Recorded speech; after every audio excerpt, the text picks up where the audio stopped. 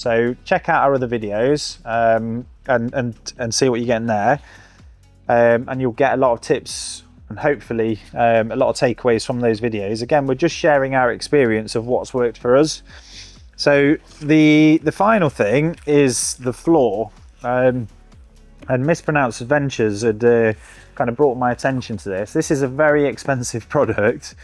I think this roll here is 500 by, I want to say 6 meters. I think it might be shorter, but this is a combination for your floor, so it includes this layer and a small layer of that, and that's going to take out a lot of the vibration in your floor, and it's going to give a nice seal and a nice I think there's probably about 6 mil in total insulation for your floor. And then what we're going to do on top of that, which may be a bit overkill, you don't need to do this for most UK vans. Your 3 layers of insulation will be sufficient.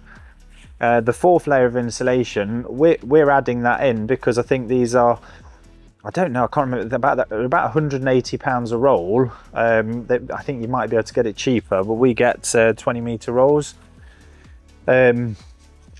So you could save yourself a bit of money, but I think for 180 pound a roll, 2 rolls, that's 360 quid. For 360 quid to have that extra peace of mind, it doesn't take that much longer to put this layer on top. So it's worthwhile doing that. But like I say, on the floor, when we're doing the flooring, if we've got this, which weighs a ton, and this does cost an absolute fortune. I don't know what the current prices are, but they're kind of irrelevant. Again, I'll include links down below so you can see like the up-to-date pricing. I'm trying to unravel that. So you've got, on the back here, you can see you've got this black, the thermaliner layer, and then you've got your butyl layer on the back here. So that's your anti-vibration side, and that is your insulation side. So we put that down, and then we put our insulation on top for our floor. So the floor, if it's frozen outside, can frost all the way through.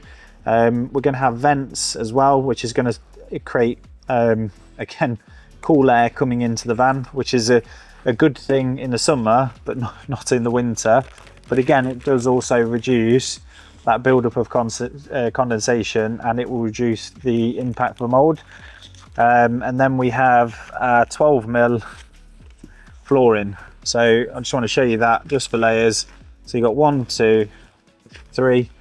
We're actually thinking about doing more of a sandwich panel in the future, so we can just fit the floor directly in, glue it where it needs to be glued.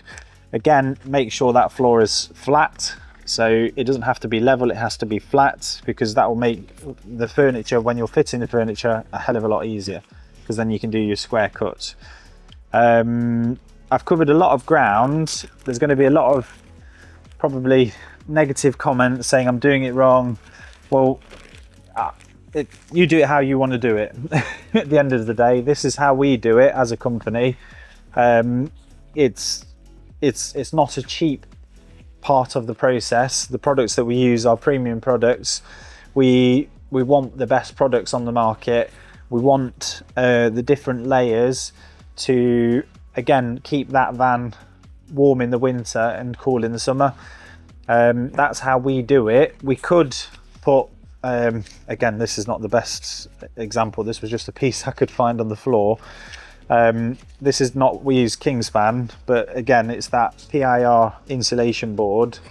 We could use that in the ceiling. So where the ceilings are flatter, like in a Peugeot Boxer, Fiat Ducato, these panels probably would work. But when you've got shaped roofs like a Ford Transit H3, or you've got a Crafter or Sprinter H2, then they're more curved roofs, So you're going to have to keep cutting these panels to make it shape, and then you're losing the thermal properties and the vapor barrier properties that you would get from PIR board. So I think I've covered everything there. If you've got any questions, like I say, put them down below. I'm going to put links to all the people that I've mentioned down below, so you can check out more content around, you know, where is that condensation coming from.